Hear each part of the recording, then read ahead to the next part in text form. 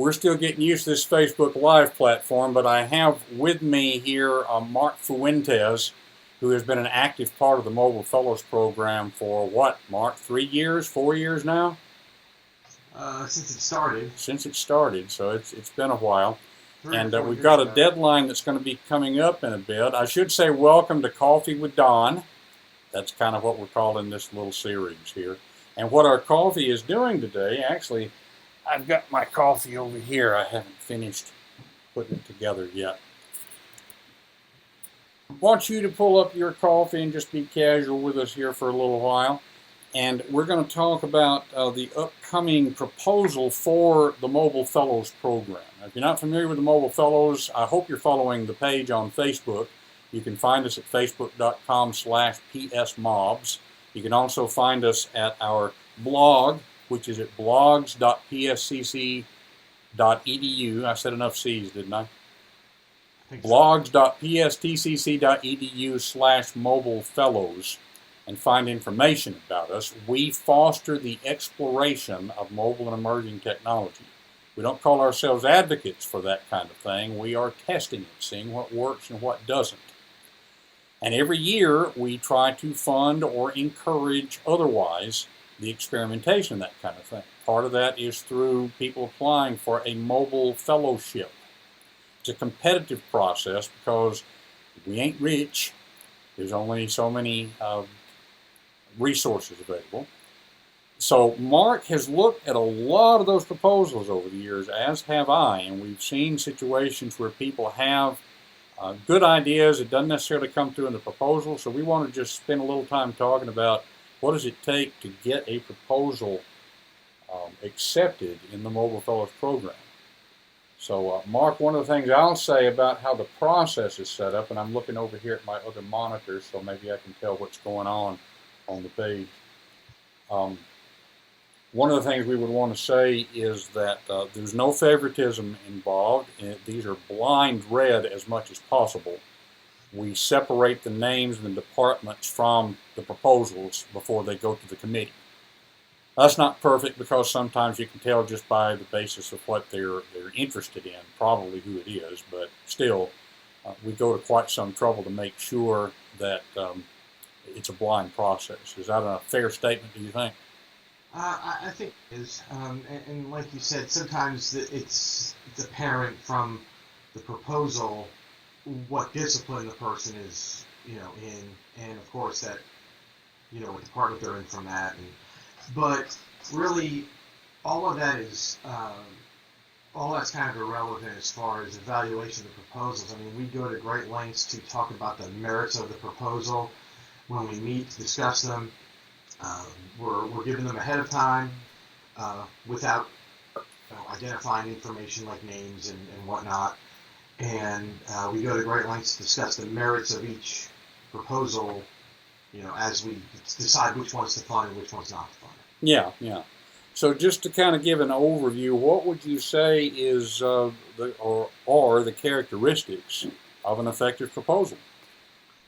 What you got to fill out the whole form, first of all. And it's an online form, so we put a proposal form online for folks to fill out the whole thing. I mean, that kind of should go without saying, but if there's missing pieces of information, we can't properly evaluate. Are there pieces that tend to be missing more often than others? Either missing or they don't address what they're being asked to address. Like the evaluation method, for example. One thing, there's a section that says evaluation, and it asks two things.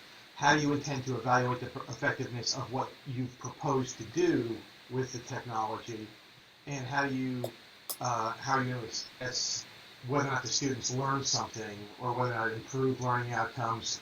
So it's really important in that assessment section to address, how are you going to evaluate your proposal itself? Mm-hmm. Or are you going to evaluate its impact on your students, for good or bad? As long as there's some kind of evaluation method in play. Because that evaluation is going to become part of your report when you submit your reports, and that's what we need to show the administration, that we're effectively using this technology and these funds. Okay. So, Okay. I would say that that's probably one of the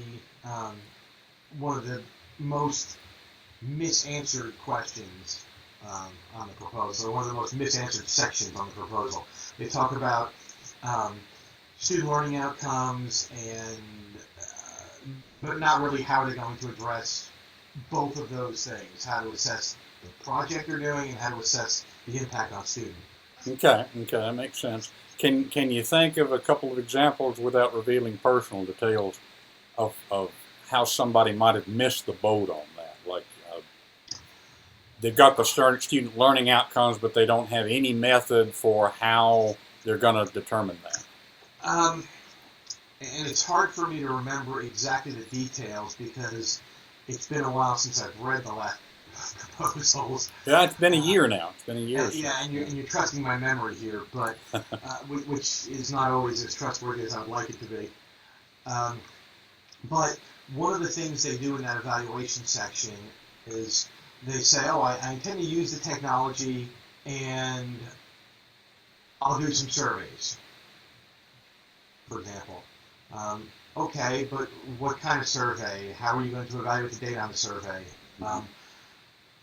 What kind of questions? Now, you don't have to go into any kind of great detail, and you don't have to have the actual questions. Right, you don't have to have the measurement instrument there already, but it's good to give us an idea of the kind of things you're going to look for. Like, for example, instead of just saying, "Oh, I'll do some surveys," how about I'll survey the class at the beginning of the semester to find out their interest in mobile technology. I'll survey them after we do the first mobile project thing, and I'll ask questions to see how they liked it, they find it engaging, and then I'll, at the end, kind of overall assess the program with a survey of, did the students find it engaging? I'll throw in some data about grades or completion or what have you. Not everything has to be tied to grades, of course, but there does have to be something measurable. We could say there has been an impact here. Okay. And even if that is a qualitative impact, that's okay. We're going for that as well as a quantitative impact. Okay, that makes sense. What occurs to me is that we're talking not so much about detail, but depth. Is that right. fair way to put it? So something substantive that says you're going to critically evaluate what you're doing with technology, and you're going to evaluate its impact on students. Mm-hmm. Okay. Makes sense. Now, I do want to bring out, we've been talking about impact on students and all that kind of thing. This is not limited to faculty. We've had some successful staff proposals. So, yes, we've actually had, I'm trying to remember, we've had a couple of staff people fill out really good proposals and have had a pretty good impact on student services. Mm-hmm. So it's definitely open to all employees of the college. I think the only requirement is you do have to be a regular time employee. You can be. I'm trying to remember. Do we open it for part time? I can't remember. I think it has to be. I think it has to be full time. Yeah, it has to be full time in some fashion. I believe we were able to include contract staff, but that's because they have a full-time commitment to the college. Right. But we do in fact encourage those staff to try it. Let's see how we can do it. The librarians, although are faculty and they're considered teaching faculty, they kind of walk that edge between teaching stuff and servicing the students in the library capacity. Mm-hmm. Yeah, they had a very... We wouldn't be what we are if it wasn't for the librarians. Absolutely. They had a very successful proposal last year that involved them not in a classroom, but interacting with students. So, yeah. Right, and they called it mobile... They called it traveling librarian? Traveling librarian or something like that, Yeah, it wasn't traveling or mobile. It was roaming librarians or something. But they've had quite a bit of success with that, trying to get out there where the students are to help them with their needs. And They had a good way to measure, contact with the students, a great way to measure whether the students are using that technology, using their services. I think they've done a great job with that, and Indeed. they're continuing to do that. It's kind of opened up a whole new avenue for them. So, and like I said, although they are faculty, they're also they walk that line. Mm. And thinking about another project, I think it's worthwhile saying we're not encouraging you to pick a project that you know is not going to work. But at the same time, it is valuable for us to try stuff and come back at the end and say, this just didn't do what I thought it was going to do. I mean, that's useful. So we're looking for something that will give us some useful insight into these tools for higher education. Even if it doesn't work, it still works. Well, and that's there's going to be a lot of frustration and a lot of I tried stuff that didn't work, and that's good because that might send you into a different direction, maybe not where you originally intended to go, but something that does work or something that you hadn't thought of originally. I know my original project, I had specific apps in mind, and when my first project, I had specific apps in mind, and when I got approved, I went to find those apps, and a bunch of them were gone. Mm-hmm. A bunch of others were like a monthly fee kind of service thing, and we can't do that. We can do a one-time purchase, but we can't do like a recurring monthly fee. So I had to rethink kind of the whole thing, but it sent me in some other directions, and then Rachel Glazner, with some of her projects and some of the things she's been working on, has given me other tools that I have found very useful. So, I would not submit a proposal saying, hey, I don't think this is going to work, well, let me try this. But if something does not work, that's okay to report that because that's valuable for everybody. Indeed, indeed.